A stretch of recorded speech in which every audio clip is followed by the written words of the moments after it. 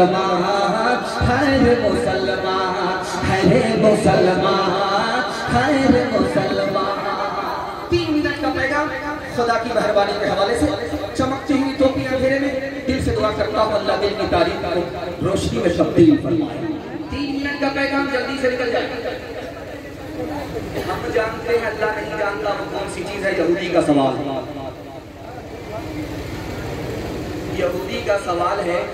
हम तो जानते हैं लेकिन खुदा नहीं जानता वो कौन सी चीज है। हमारे पास तो है, खुदा के पास नहीं है वो कौन सी चीज है। हमारे खजाने में है, खुदा के खजाने में नहीं है वो कौन सी चीज है। खुदा खुदा हो करके बंदे से मांगता है वो कौन सी चीज है। यहूदी का सवाल है। रहमतुल्लाह अलैह का जवाब हुआ कि जल्ला उनकी खबर को नूर से। हम जानते हैं हमारा खुदा नहीं जानता, वो बीवी बच्चे हैं। हम तो जानते हैं खुदा को बीवी बच्चा है। हाँ, खुदा के पास नहीं है, हमारे पास है।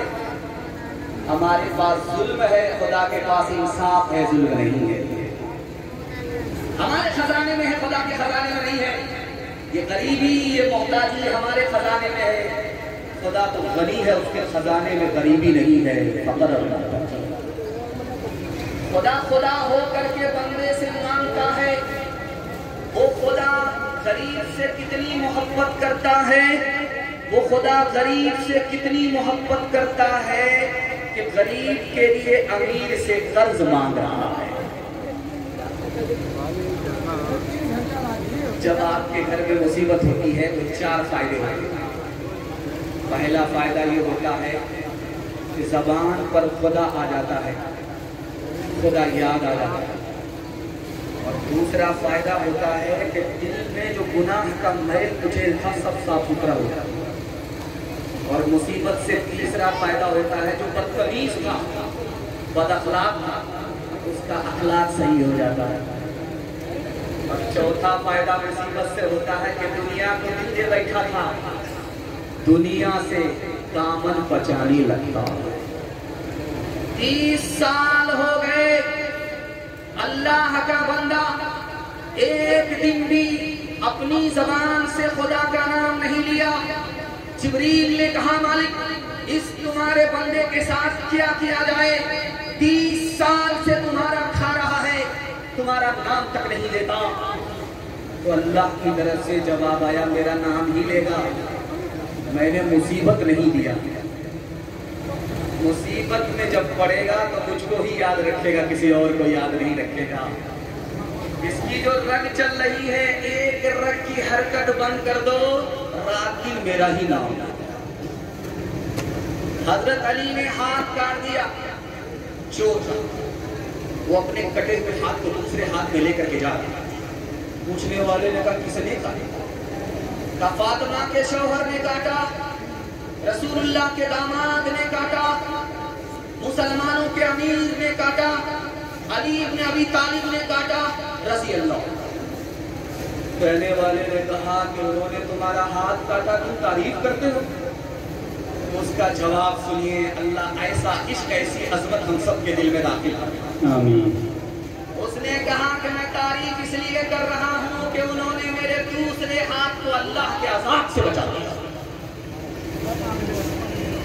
डॉक्टर से ठीक हो गया मरीज, तो बोलने लगा डॉक्टर साहब आपकी मेहरबानी से मैं ठीक हो गया। डॉक्टर बोले मेरी क्या मेहरबानी है, खुदा की मेहरबानी से ठीक हुए हो। तो मरीज बोला जब खुदा की मेहरबानी से ठीक हुए हैं तो तुम फीस क्यों लेते हो? इब्लीस आया फिरौन के पास, बोला यार बारिश नहीं हो रही है, लोग कह रहे तुम खुदा हो बारिश करा। इब्लीस बोला 1 मिनट में बारिश हो जाएगी, तुम फिक्र मत करो। अपने तमाम चेलों से कहा कि आसमान में जाओ, वहां से जम करके पेशाब करो। 1 महीने का कोटा पूरा। अब जब पेशाब किया तो बारिश तो हो गई। तो इब्लीस आकर के बोला फिरौन से बारिश हुई थी? कहा हाँ बारिश हुई। कहा मुबारक होगा? क्या मुबारक? लोग कहते हैं बड़ी बदबूदार। तो इब्लीस बोला जैसा तू खुदा है वैसी ना बारिश होगी और किसी बारिश है। हाथ उठाइए वादा कीजिए। राहत में अल्लाह का शुक्र अदा करेंगे इंशाअल्लाह। मुसीबत में सब्र करेंगे, हाथ उठाइए इंशाअल्लाह। सब्र नहीं होगा खुदकुशी करेंगे, हाथ उठाइए इंशाअल्लाह। टूटे रिश्ते वो जोड़ देता है, टूटे रिश्ते वो जोड़ देता है। बात रब पे जो छोड़ देता है, बात रब पे उसके लुत्फ करम का क्या कहना, उसके लुत्फ करम का क्या कहना। लाख मांगो करोड़ देता है, लाख मांगो करोड़ देता है, लाख मांगो। नबी की सुन्नत के हवाले से पैगाम 3 मिनट में मैं मुबारकबादी फिर से अपने जवानों को दे रहा हूँ। मैं दूर तक अंधेरे में देख रहा हूँ, बूढ़े लोग कम नजर आ रहे हैं, जवान ज्यादा। मैं इन जवानों के लिए दुआ करता हूँ अल्लाह इनको दीन दुनिया दोनों की भलाई से माला माल फरमाए। यहाँ से लेकर के वहां तक सुनने के लिए तैयार है, जोश के साथ हाथ उठाइए इंशाअल्लाह। बुढ़ापे में दाढ़ी रखेंगे, हाथ उठाइए इंशाअल्लाह। 12 अभी नहीं बजा है, लेकिन आपका 12 बजने लगा। तो याद रखिए, अगर उल्टा सीधा ज्यादा हाथ उठाएंगे तो लखनऊ जाना नसीब नहीं होगा, सीधा रांची पहुंचना के साथ निकल जाए। 3 लाख जादूगर का मुकाबला हजरत मूसा से था। एक मूसा एक तरफ, जादूगर कितनी तादाद में थे? 3 लाख। 3 लाख जादूगर आए मुकाबले के लिए, कलमा पढ़कर मुसलमान हो। मूसा ने पूछा, मेरे परवरदिगार ये तो मेरे दुश्मन से मुखालिफ थे, मुआफिक कैसे हो गए, मुसलमान कैसे हो गए, कलमा कैसे पढ़ लिया? अल्लाह की तरफ से जवाब आया, मूसा ये तुम्हारा कपड़ा पहन करके आए थे, मूसा ये तुम्हारी दाढ़ी रख करके आए थे, मूसा ये तुम्हारे सर के बाल रख करके आए थे, मूसा ये तुम्हारी नकल उतार रहे थे, तुम्हारी लाठी लेकर के आए थे। मेरी रहमत ने गवारा ना किया, जो मेरे नबी का लिबास पहने, जो मेरे नबी की दाढ़ी रखे, जो मेरे नबी का बाल रखे, उसको जहन्नम में डालो, इसलिए करने की तौफीक दी। अब कलमा पढ़कर मुसलमान। इसी हिंदुस्तान में डॉक्टर साहब गुजरे हैं, उनका नाम है डॉक्टर अंबेडकर साहब। उन्होंने भली मजलिस में ऐलान किया, मैं मुसलमान होना चाहता हूँ। लखनऊ से अली मियां नदवी रहमतुल्लाह अलैह, डॉक्टर साहब मैं कलमा पढ़ाता हूँ, मुसलमान हो जाइए। तो कहा मैं मुसलमान नहीं बनूंगा। शादी को आपने ऐलान किया था कि मुसलमान हो जाऊंगा। कहा कि मौलाना मैं आपका भी एहतराम करता हूँ, आप शक्ल से मुसलमान नजर आते हो, मैं आपका एहतराम करता हूँ, आप कपड़े से मुसलमान नजर आते हो, मैं आपके इस्लाम का भी एहतराम करता हूँ, लेकिन मैं मुसलमान नहीं बनूंगा, इसलिए हिंदुस्तान का 80% मुसलमान मुझको मुसलमान नजर ही नहीं आता।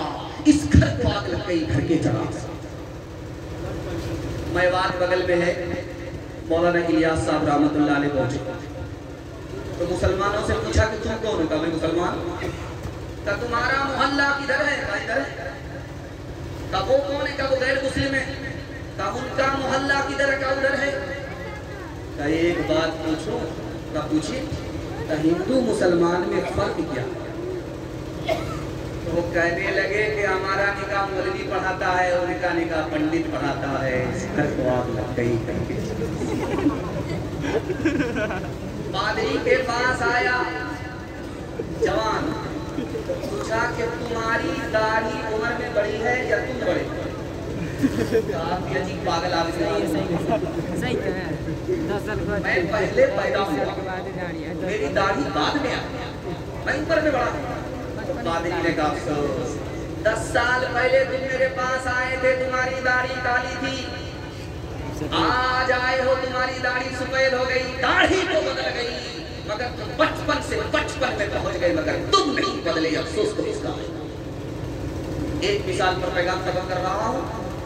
ये बड़हरागंज है, यहां से आप पंजाब चले जाइए, किसी सिख को आप भीख मांगता हुआ दिखाएंगे, मैं आपको चैलेंज करता हूं, भीख मांगता हुआ किसी सिख को दिखाइए यहां से लेकर के पंजाब, एक भी सिख आपको भीख मांगता हुआ नजर नहीं। लेकिन जैसे ही जो मांगा दिखाएगा, हट्ठा कट्ठा उल्लू का पट्टा, भीख का कटोरा लेकर के बता, अल्लाह के नाम पर दे दो, अल्लाह के नाम पर। पूछने वाले ने कहा, यार भीख मांग रहे हो या फुटबॉल खेल रहे? तुमको शर्म नहीं आती? भीख सर झुका करके मांगते, सर उठा करके भीख मांगते हो तो क्या कहता है? किस बात की शर्म? मेरा दादा नेशनल फकीर था, मेरा बाप इंटरनेशनल फकीर है, ये खानदानी पेशा। और बड़हरागंज से पंजाब तक चले जाइए, किसी भी सिख को बगैर दाढ़ी के दिखाइए, किसी भी सिख को बगैर पगड़ी के दिखाइए, आपको नजर नहीं आएगा। सिख की तादाद इतनी कम है इस हिंदुस्तान में जैसे आटे में बाल। इस हिंदुस्तान में मुसलमानों की तादाद इतनी ज्यादा है जैसे आसमान पर सितारे, लेकिन मुसलमान कदम कदम पर जलील है। सिखों को कदम कदम पर इज्जत मिल रही है। जानते हैं क्यों? सिख ने दीन और धर्म को दांत से पकड़ा, सब कुछ छोड़ा, दीन धर्म को नहीं छोड़ा। मुसलमानों ने नबी की सुन्नत को छोड़ा, अल्लाह ने ठोकरों में डाला। हाथ उठाइए, वादा कीजिए, नबी की सुन्नत को ढूंढ ढूंढ करके जिंदा करेंगे इंशाअल्लाह। दिल तुम्हारी